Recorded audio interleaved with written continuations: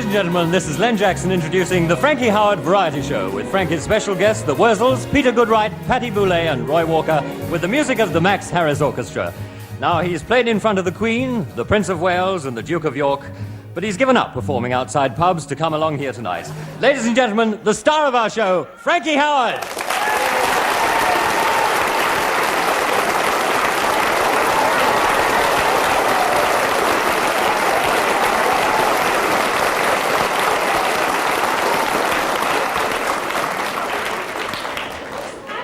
Eh?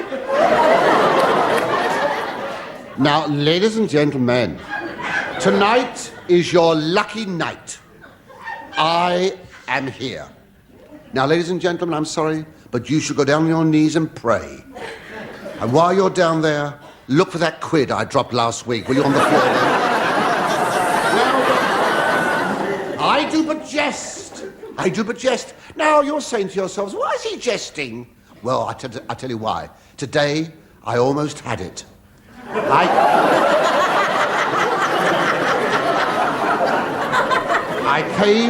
I came within inches of it. Ladies and gentlemen, I'm talking about my driving test. My driving test, I failed with flying colours. My examining sheet, I had so many X's it looked like a football coupon. But we missed one. It's my own fault. No, it's my own fault. You see, I had this urge to be Mobley. And to be Mobley. Mobile! That BBC typist. She must have been wearing boxing gloves when she typed this. Now, have you seen this examiner? This was a woman. And talk about the gross national product. She was ugly. You had to be over 16 to look at her. I said, here, I thought I was getting a man. She said, so did I. Charming. I thought we got a right old boot here with a bee in her bonnet. Boot, bonnet. Come on, these are car jokes. This is witty, some of this. Now, make the most of this. All you're going to get tonight, I tell you that. It's going to be uphill all the way tonight, 2 in 1. Now, she said, we'll start with an eyesight test. Read that number plate on that car over there. I said, what car? Not a titter. Not a titter. Titter less. Which is more than I can say about you lot. Titters abounding everywhere over there. Then, she said, drive away in your own time. So I took out my flask and my sandwiches, and read the morning papers, you see. And eventually we got out on the open road. Now, there was a bloke in a car next to me, and he gave me a quick flash. You see? Wait a minute, please. I almost flooded my carburettor. So, she said, indicate you're turning left. So I said, I'm turning left! And this flasher behind said, pig! Yes, I said, cow! But it happened. I ran over a pig. Anyway. No applause. No. It's a long show. Don't tire yourselves out. Now, who should turn up? You're right. Walthamstow's answer to Kojak. Anyway, this bag asked me to blow into this bag. And it crossed my mind as well, yeah, so I didn't say anything. I said, look, officer, I'd love to turn your crystals green, but we are parked in the middle of a level crossing. And you would have died. I couldn't get the damn car started. Yes, the one day the Stevenage train was on time. So, I drove back to Stevenage. No, I didn't. I drove back from Stevenage. I got in the crawling lane because I thought I'd do something I was good at.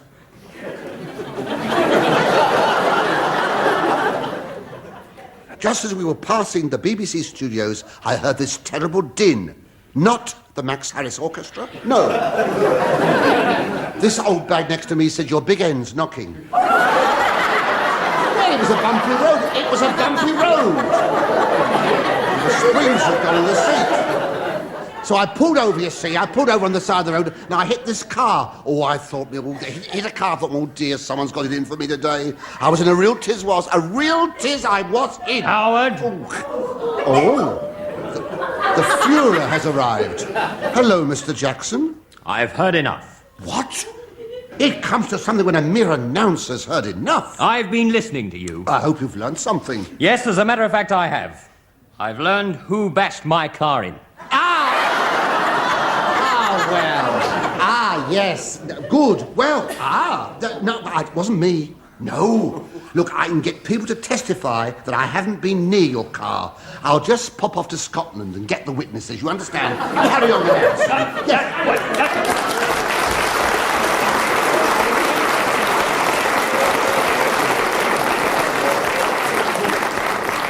Well, I suppose I'd better announce the next act. Ladies and gentlemen, a big hand for a lovely young lady, Patty Boulay.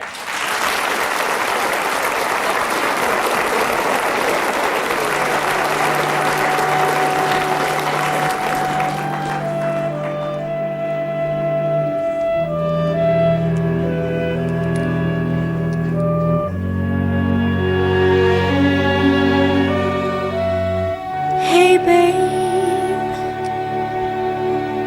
I heard you were back in town. You're looking fine. Did you find what you were looking for in the world outside?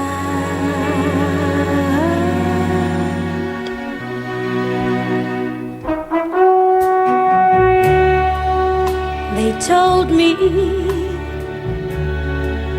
you took a different kind of job, and it keeps you on the move. And I'm sure you see a lot of life. That's more than I could do. I could do. 'Cause nothing's changed. Oh, I still feel the same. Nothing's changed.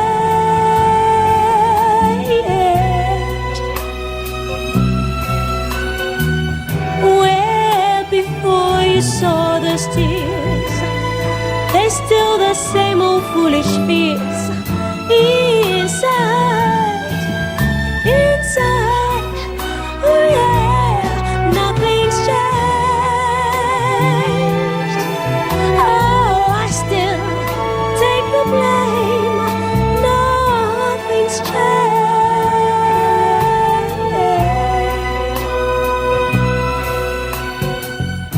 Ooh, am I to tell a lie? I simply can't deny that nothing's changed.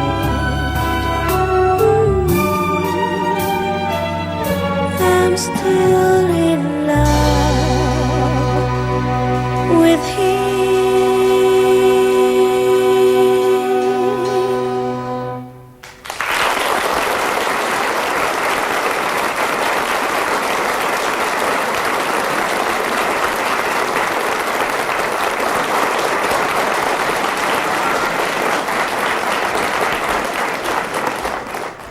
That was the lovely Patty Boulay with Nothing's Changed.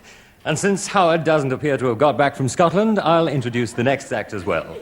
Ladies and gentlemen, here he is, Radio 2's answer to the Irish question, Roy Walker.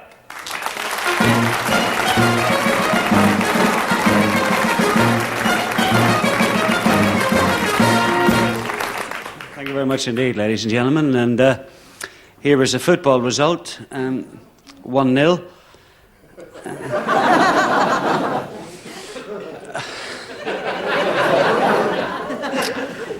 I just come down on a bicycle tonight.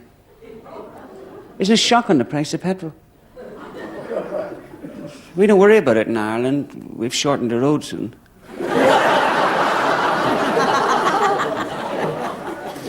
Any Irish people here tonight?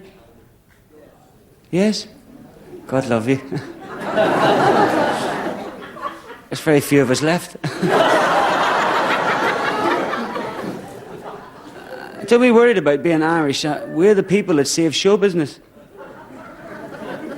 Everybody tells Irish jokes now, don't they? I only know one. Suppose you heard it. It's about the Irish jellyfish. It's set.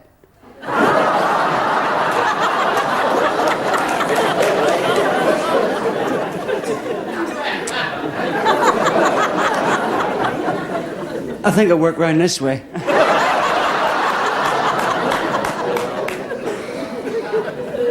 These people over here think this is a play. I went for something to eat when I got here to London. A little Chinese round the corner, you know. You can eat like a horse there for 50 pence. If you want to eat like a human, it'll cost you a tenner.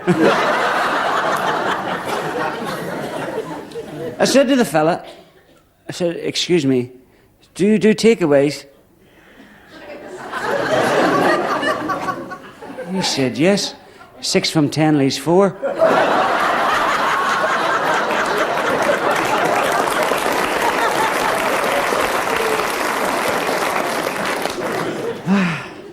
It's great here in London, but my mother loved it here. My mother came here for a holiday, and she wanted to go to see that new play, that new musical, Evita.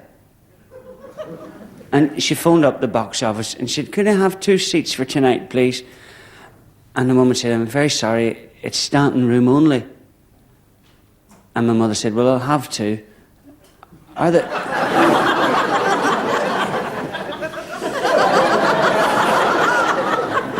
She said, are they together?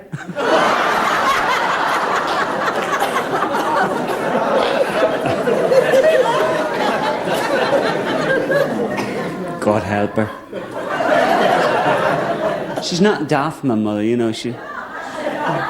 She's innocent.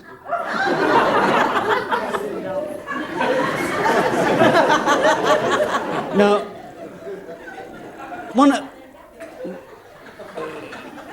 She got a knock on the door. One of these new television detector vans came round. I'm sure they've been round your way. And a right smart-looking fella knocked on the door, you know, face on him like a bag of chisels. Hello, he said. See that van? That's the latest model in the GPO television detector vans, and I drive it. You've got a television on here in this house, and it's on BBC Two. Can I see your license? My mother was all upset. She said, mister, you couldn't have called it a worse moment. She said, the youngsters are coming from school. I've got to go and meet them. But my husband will be in 10 minutes. He doesn't know where anything is. I left the license behind the clock on the mantelpiece. She called back in 10 minutes. He said, hello. See that van there? That's the latest model in the post office television detector vans. I drive it. You've got a television set on in this house. It's on BBC Two. Can I see your license? My dad said, well, you couldn't have called it a worse moment. She said, the wife's just gone to meet the youngsters from school. I have no idea where it is. The fella said, it's behind the clock on the mantelpiece. My dad said, that's some van you have there, pal.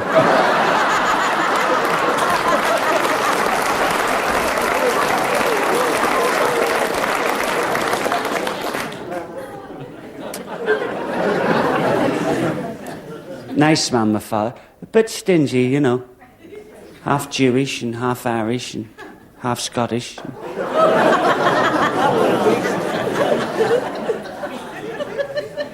You see that watch? He gave me that watch on his deathbed. For 30 quid.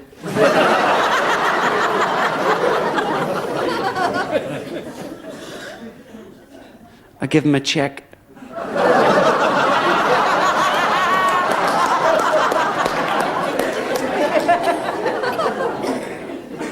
Do you know he was so mean when he died? He left all his money to the unknown soldier's widow.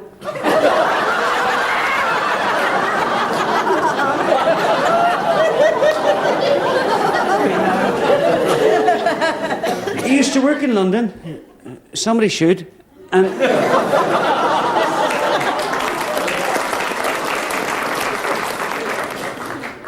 he used to drive a taxi.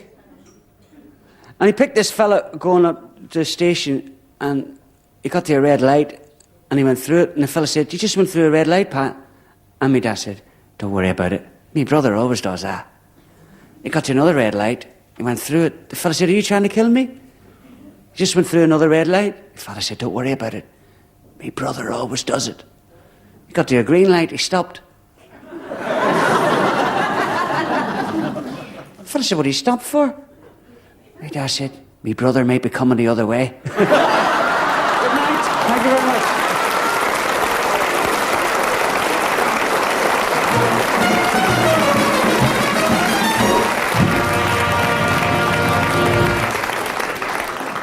That was Roy Walker, wasn't it? Shut up a minute, will you?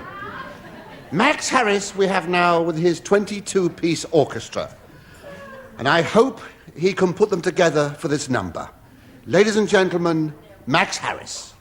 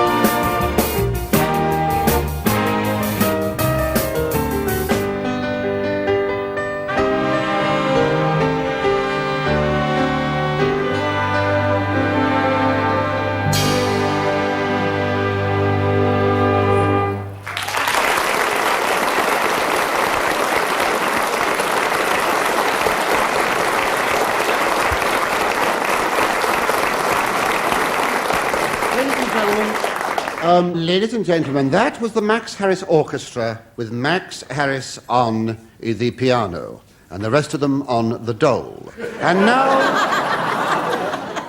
wishful thinking. And now for the moment of truth. No, I'm not going to tell you how old I am. I want to say, ladies and gentlemen, that if you've got one, no matter how big it is, bring it to me and... We've got a right lot here tonight. Bring it to me and I will make it smaller. Now, I'm talking, ladies and gentlemen, of course, of one of your personal problems. That's what I'm talking about. What you're talking about, I don't know. That's what it is. It's time for Be Frank, our agony column of the air. Before the show, we asked certain members of our studio audience to write down their questions. So they're standing here. Can we have the first question, please? Good evening. Good evening. Henry from Bexley Heath. Yes. I'm planning a trip to America soon. Where? America? Yeah. Yeah. I was wondering about the best way to travel. Yes. Do you think it's wise to fly? Well, only if you're going by aeroplane. Because... Quiet, please. Trying to help this poor soul. This poor creature. No, actually, I don't really recommend flying, because the last time I flew, I went and had a word with the pilot, you see, and I said, is it safe to fly one of these things? Do they crash often? He said, no, only once. He said, don't worry. He said, just close your eyes. He said, I always do. He said, it's safe as houses. Well, have you ever seen a house crash landing? No, never. So you're all right, my friend Henry. Next, please. Hello, I'm Susan from Taunton. Taunton. I've been contemplating taking up a foreign language. Which one would you think the best? If you're from Taunton, I would start with English.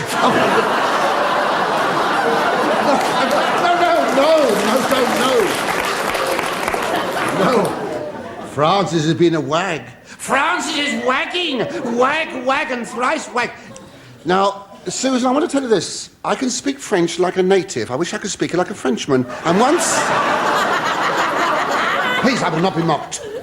I once had a smattering of German, but she ran off with another man. And Susan, you should really learn Italian, because that's an easy language. All you have to do is to make gestures, you see, with your hands. Like the man in the back row there. Thank you, sir. You mean you want 2 tickets to the next show? Next question, please. Good evening, yes. Hello, Philip from Buckingham. My wife... Excuse me, Philip from Buckingham. Philip from Buckingham, yes. Yeah. Right, yes.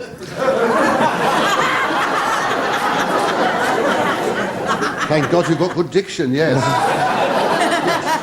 My wife is always complaining that there is too much violence and permissiveness on television. Is there some way of curbing it?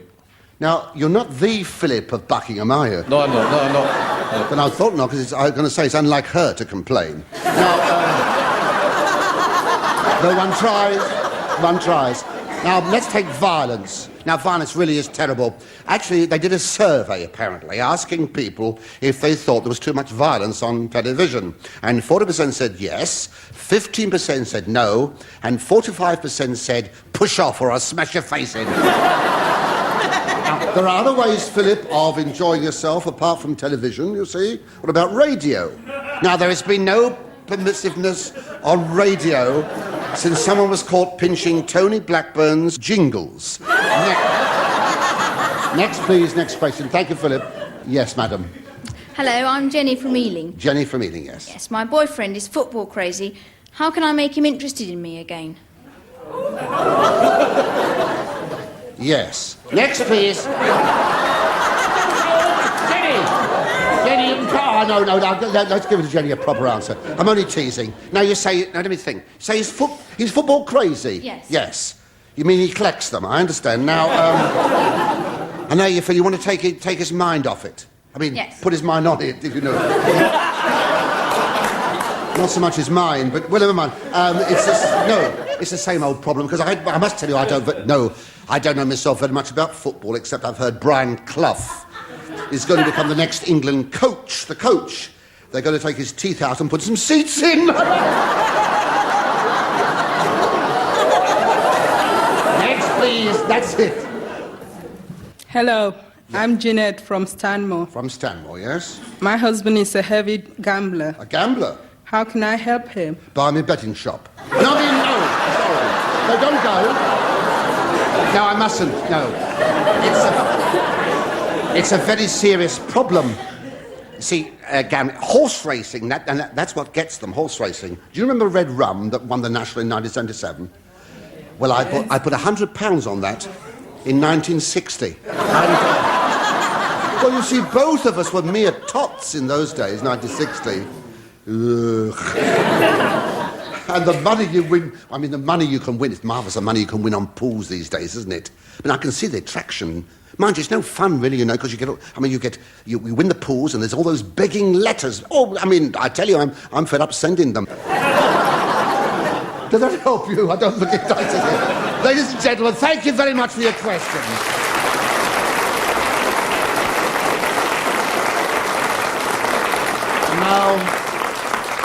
Now, I suppose you've all heard about those cutbacks, the money in the BBC, because it's getting beyond a joke, They should never have got rid of Alvar Liddell, because, yes, you guessed it, they have asked me to read the news. Now, that's very strange.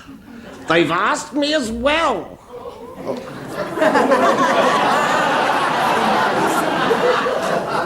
You sound vaguely familiar. Very vaguely. Yes. Yes, so do you. Oh, that's better. Yes. Yes. Yes. I'm not, well... Now, no. No. Ladies and gentlemen, here is the news.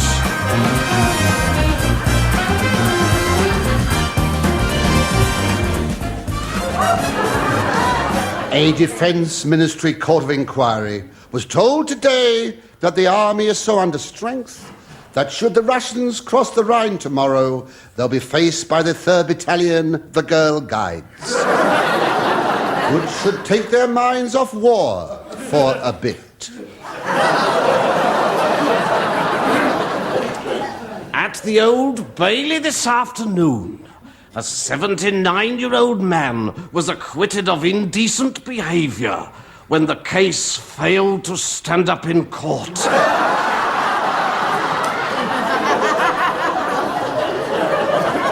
Listen. What? I can forgive you. The liberty. No, I don't The mind you. liberty. I don't mind you doing a bad impression of me. No, when you start I'm getting, doing my best. I know. When you start getting more laughs than I do, I don't like that. Stop that. Doing your best. I'll tone it down. I don't dribble like all that. It's just your best. Listen, I'm baffled by all this. I wish we'd asked Frankie Howerd now. And finally, the world of entertainment. That's right. Yes. Peter Goodright, the entertainer, he tells me. Cheeky devil. I'm your guest. Don't be better, I'm your guest. don't Just be to better than me. polite. Don't be better than me. I'll be booking you instead of me. Listen. Peter Goodright is currently appearing on the Frankie Howerd variety show. So it's good night from me. And it's good evening from me. Peter Goodright!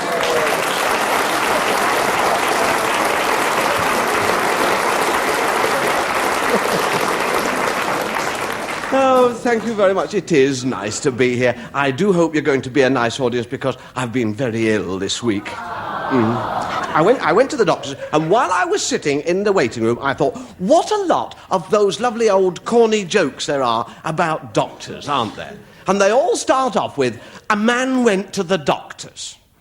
A man went to the doctor's and he said, could I have some more sleeping tablets for the wife? The doctor said, why? He said, she's woken up. A man went to the doctor's. The doctor said, go over to the window and put out your tongue. The man said, why? The doctor said, I don't like the man who lives across the street. A man went to the doctor's. He said, my wooden leg's giving me a lot of pain. The doctor said, why is that? The man said, well, the wife keeps hitting me over the head with it. A man went to the doctor's. The doctor said, who gave you that black eye? The man said, nobody, I had to fight for it.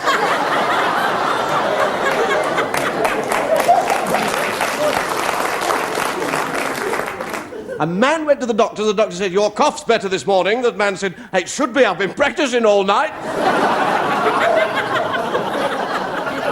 A man went to the doctor. The doctor examined him. He said, I don't know what's the matter with you. I think it must be the drink. The man said, that's all right. I'll come back when you're sober.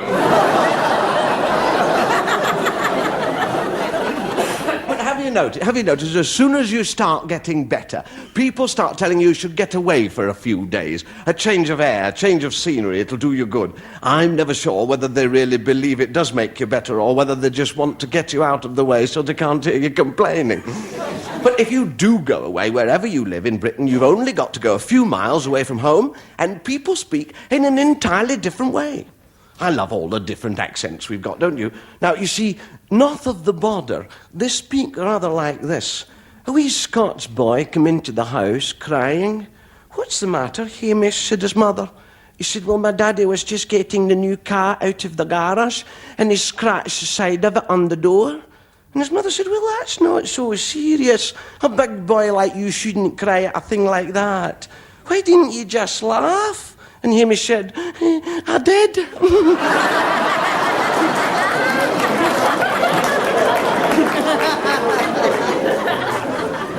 And what about Lancashire? A man rushed into a pub in Lancashire. He said to the barman, quick, give me a double whiskey before the trouble starts. And the barman gave him the whiskey. He drank it straight down. And the barman said, when does the trouble start? And the fella said, now I've come without my money. Same fella went into a pub a few streets away. He said, drinks all round and one for the cripple in the corner. That was me. not a cripple, he said, you will be if you don't pay for these drinks.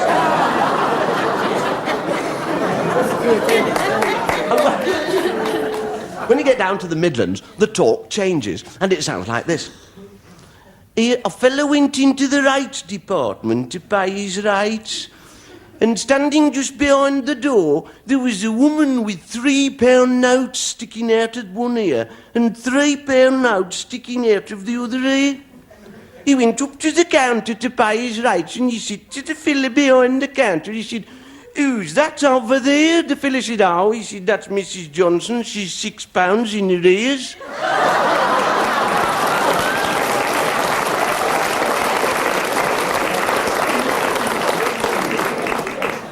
The countryside's got lots of different accents for rustic stories, but this one's my favourite. A cartload of manure overturned in the cart. Don't need worry about it, I said. You come and have some dinner with us and then we'll right the cart afterwards. He said, all right, he said. He said he didn't think his father would like it much. And after lunch, he said he didn't think his father would have liked him having such a good meal and taking so long over it. I said, why, where is your father? He said, he's under the manure.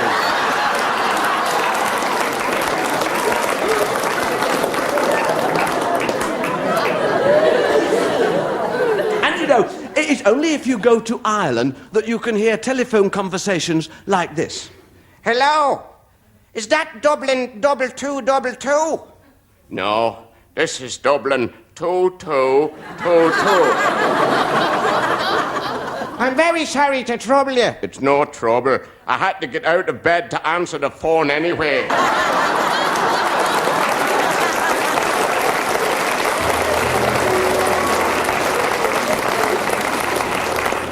I saw a sparkle of rain. I saw it kissing a rose. It made me smile, smile, smile. Prisoner at the bar, are you guilty? I don't know, Your Honour. I haven't heard the evidence yet. I felt a butterfly's wing. I felt it tickle my nose. It made me smile, smile, smile. I say, shall we play a friendly game of cards? Oh, no, I don't think so. Let's stick to bridge.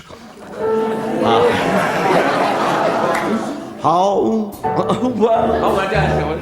Start with that again. I heard the whole world sing, and bells start to chime the day a baby walked for the very first time. Good morning, madam. I've called for the next instalment on the television. Oh, thank goodness. I thought for a moment you wanted money. Small moments of joy will fill your heart with a smile and make it all worthwhile. It's very good of you to come to see me in jail, darling. And I want you to get a small saw to me next time you bring a pie. Oh, so you can cut through the bars? No, so I can cut through the pie. Hey, what's that look on your face? The world's a much nicer place. I saw you smile, smile.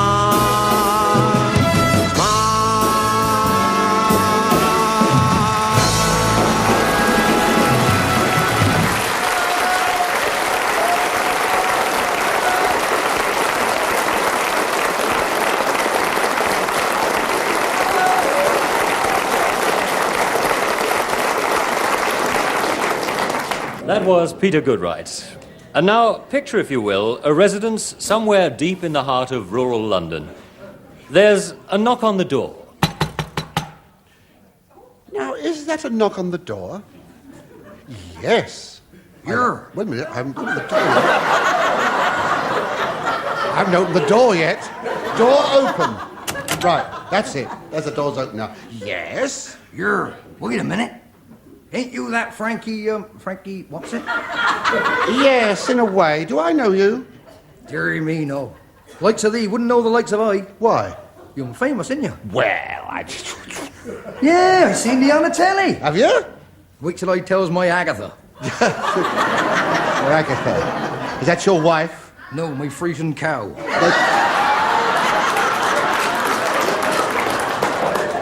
Dearie me.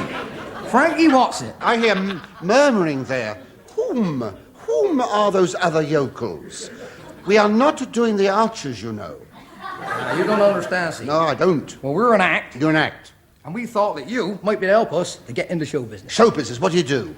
Well, we sing. You sing? Perhaps you'd like to introduce us. What, yeah? We've always wanted to be introduced by you. Frankie Watson. Have you really? What do you call yourselves? Well, we call ourselves the Wurzels. Ah, I see. Well, ladies and gentlemen, well, I go through for the BBC. Well, ladies and gentlemen, this is Frankie Watsit. And I am here to ask you to give a large round of applause for the Wurzels Watsits. Here they are, the Wurzels.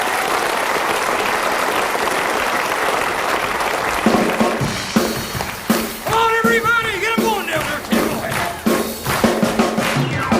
Every night by the pale moonlight, the fire me heart's full of soul. All they pigs and chickens like to do the rock and roll. And they go ooh-ah-ooh-ah-ray, ooh-ah-ooh-ah-ooh-ah-ray. Everybody's having fun down by the chicken run. And they go ooh-ah-ooh-ah-ray, ooh-ah-ooh-ah-ooh-ah-ray. Everybody's having fun down by the chicken run. Hey, diddle, diddle, the cat and the fiddle, the cow jumped over the moon. The little dog laughed to see such fun, and the dish ran away with the spoon. Three blind mice, dressed up nice, danced with the farmer's wife. They was hopping and a bopping all night without stopping, having the time of their lives. Every night by the pale moonlight, the fiery heart's full of soul. All they pigs and chickens like to do the rock and roll. And they go ooh-ah-ooh-ah-ray, ooh-ah-ooh-ah-ooh-ah-ray. Everybody's having fun down by the chicken run. They go ooh-ah-ooh-ah-ray, ooh-ah-ooh-ah-ooh-ah-ray. Everybody's having fun down by the chicken run.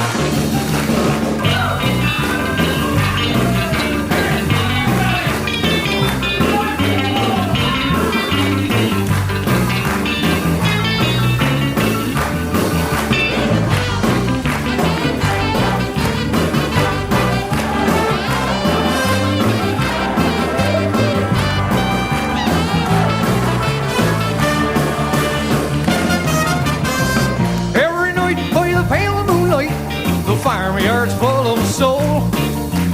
All they pigs and chickens like to do the rock and roll. And they go ooh-ah-ooh-ah-ray, ooh-ah-ooh-ah-ooh-ah-ray. Everybody's having fun down by the chicken run. And they go ooh-ah-ooh-ah-ray, ooh-ah-ooh-ah-ooh-ah-ray. Everybody's having fun down by the chicken run. That's what you call the rock and roll bar music.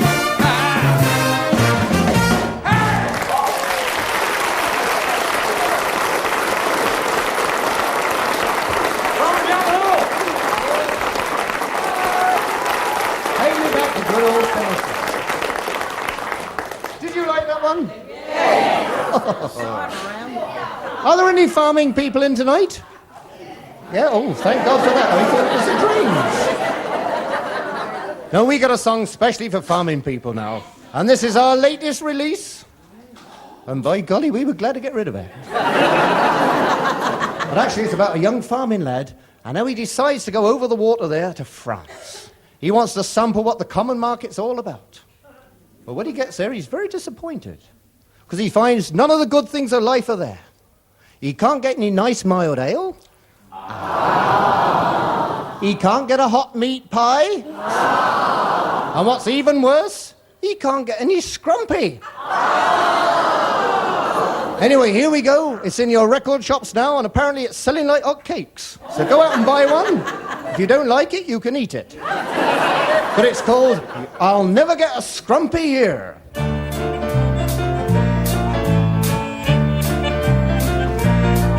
Now old Jolly Jack was a hard-working chap, and he longed all his life to be free. He stuck a pin in the map as it laid on his lap, and he stuck it in Gay Paris.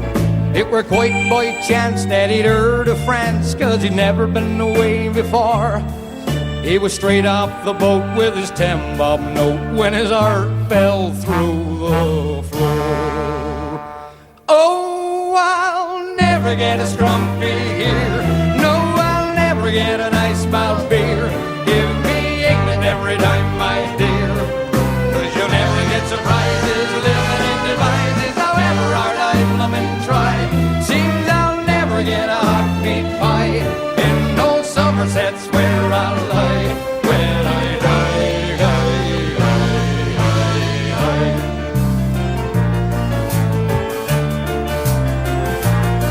So he made his way in complete dismay where the folks all goes at night. And standing there was a girl so fair, and her eyes were shining bright. He asked for a cider, and her eyes open wider, they was glowing in the night like a flame. So he winked his eye, and she give the cry. Do chicken? No, I'm game. Oh, I'll never get a scrumpy here. No, I'll never get a nice mouth beer. Give me England every time, my dear, 'cause you'll never get surprises living in devices, however hard I plumb and try. Seems I'll never get a hot meat pie in old Somerset's where I'll lie when I die. Oh, I'll never get a scrumpy here. No, I'll never get a nice mouth beer. Give me England every time, my dear, 'cause you'll never get surprises living in devices, however hard I plumb and try. Seems I'll never get a hot meat pie in old Somerset's where I'll lie when I die.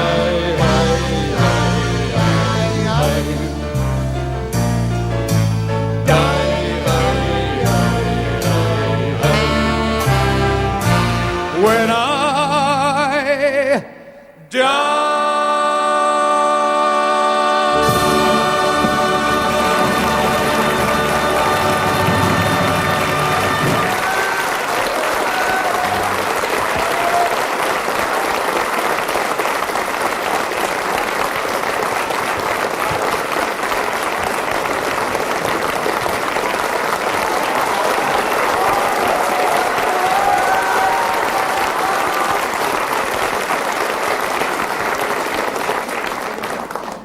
Ladies and gentlemen, I appeal to you. Well, perhaps not all of you, or even any of you. I'm appealing tonight, ladies and gentlemen, for succor. Succor! Succor from all you suckers. Won't believe this, I've been charged with a crime of violence. Yes, I'm sorry. Ladies and gentlemen, you're Francis, the gentle giant. Oh, please. Don't laugh, it's wicked to mock the afflicted tonight. Please. I could be incarcerated. Incarcerated, dear. I-N-K, arcerated. Oh, they're so common. They're so common, this lot. But I'll tell you something, ladies and gentlemen. When I first started, I was Howard the do-gooder. The do-gooder. I was summoned to BBC's office. Now, there's a change, because he's gone up in the world. Now, here, of course, it means he's come down in the building. Because, no, when you see the top brass, the hierarchy, they all live on the ground floor, you see, nearer the boozers. Well, I stood there in his office thinking, what a lovely deep pile. The carpets. You had to walk uphill to his desk. And the furniture, so trendy. Shabby tat. And all the equipment electronic. Gave me quite a shock. Gave me quite a... Oh, come on. Oh, help us. You've been drinking chloroform. And BBC, you should have seen him lying back on his leather upholstered secretary. And he said, would you care for a drink? Well, the last time I got a drink off the BBC was when the Queen got married. And wasn't that Albert a nice man?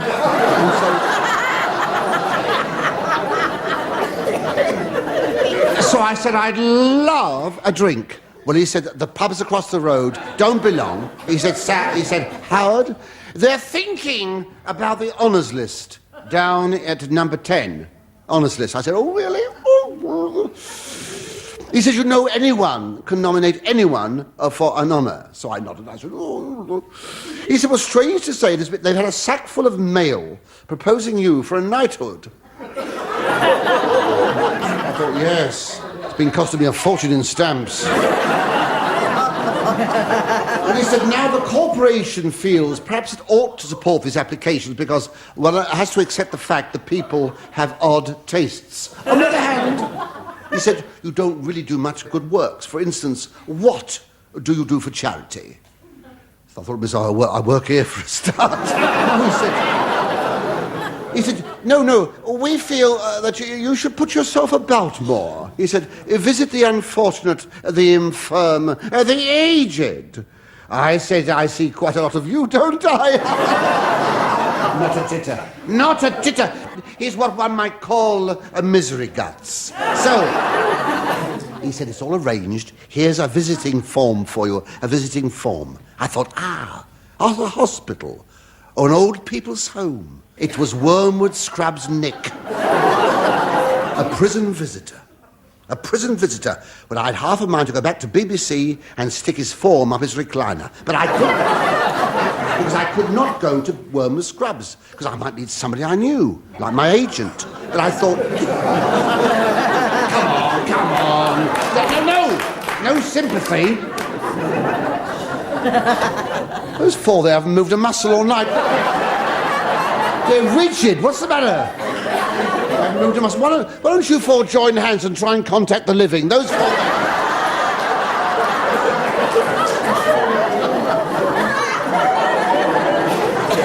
Wormwood Scrubbs visiting, but I thought, yes, I must see it through. Sir Francis.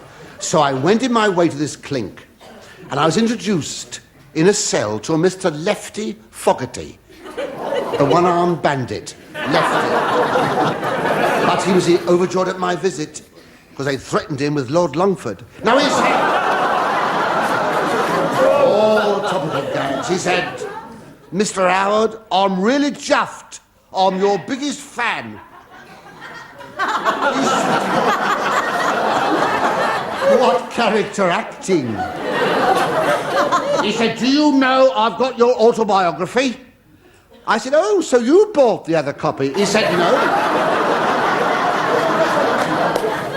He said, no, not bought. I said, oh, I see. It fell off the back of a lorry, did it? Well, he said, in a way, the dust cart. So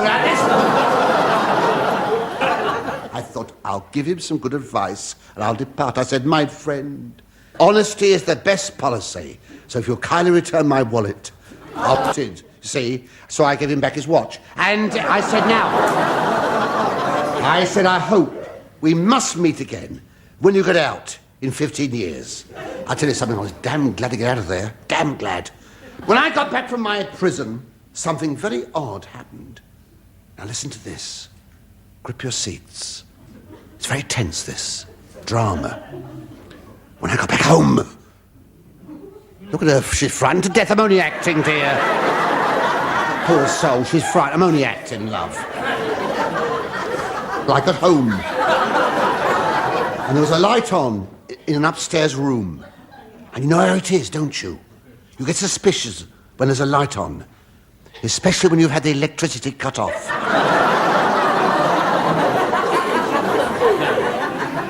So I thought, burglars! I thought, because I think very loud. I'll teach you to doze off, don't worry. I thought some little burglar, I said, is going through my knickknacks. He's nicking me knacks, dear. I will not have my knicks knacked. Would you like your knickers knacked? I mean, would you like your knackers knicked? You haven't got there, but no, please. I'm so confused tonight. This is not a very yes. Ladies and gentlemen, listen. I want you to listen to this. Listen to this, please. I vaulted the fence. I skinned up the drain pipe. I dived through the skylight. You don't believe me, do you? It's a damn sight more exciting than what's written down here, I'll tell you that. I got in. I crept to the door. I held my breath, and I burst in. And I knew immediately I was in the wrong house. I felt so embarrassed. Not as embarrassed as Mr. and Mrs. Jones. What a funny couple. But why on top of the wardrobe?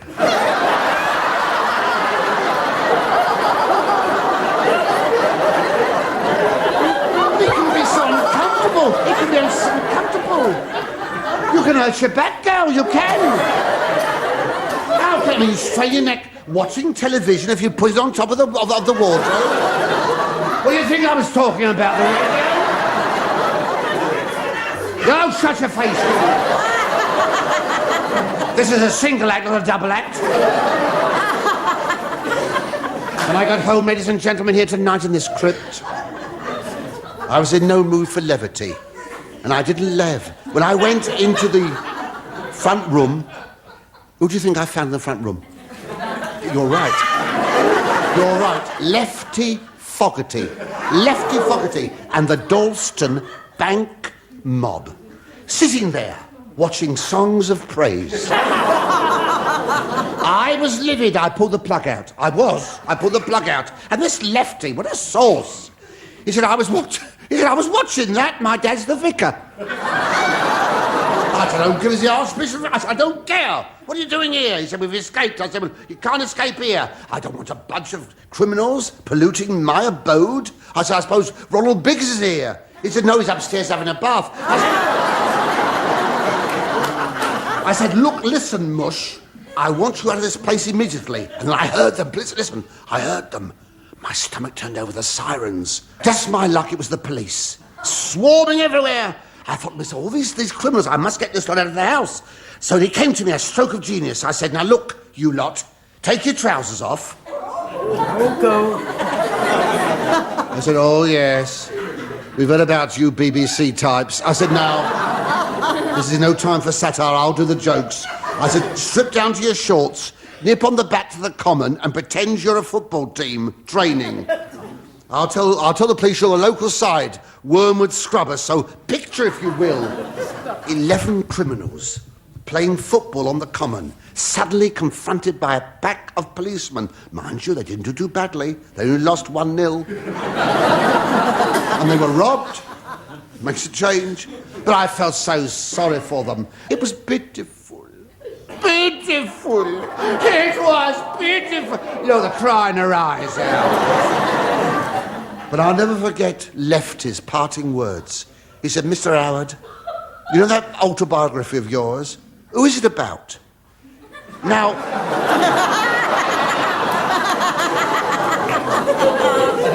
Now, I know what you're going to ask. You're saying, at the start of this taradiddle of tripe, you're saying, what is the crime of violence for which I stand accused? That's what you're saying? At the start of this, I said I was accused of a crime of violence. Remember? Well, obviously you don't, do you? Cast your mind back to old BBC, who put me up to this charity business, charity. I thought, I'll give him something for nothing. So I did, a fourpenny one wrapped up in a bunch of fivers, and now he's suing me. If they put me in jail, please, you'll all come along, or most of you. You'll come along. don't want you lot, but you'll all come to visit me, won't you? Especially that lady there with the big chest.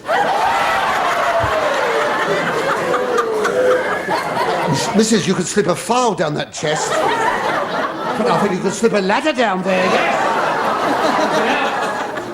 Well, I won't go on. No, in fact, I'll go off. Anyway, thank you very much, ladies and gentlemen, and the best of luck. God bless you.